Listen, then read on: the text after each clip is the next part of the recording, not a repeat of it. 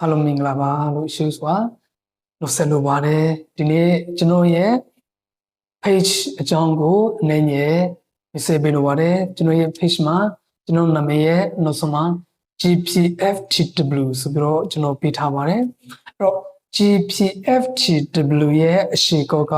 Girls Principles for True Wealth ဖြစ်ပါတယ်အဲ့တော့ပမာလို့ကျတော့စစ်မှန်သောချမ်းသာကြွယ်ဝမှုအတွက်ဖရာသခင်ရဲ့နိယာမများသမှုနိဥပဒေသားများဆိုပြီးတော့ကျွန်တော်ပေးထားခြင်းဖြစ်ပါတယ်အဲ့တော့ကျွန်တော်တို့ယုံကြည်သူတွေရဲ့အသက်တာမှာ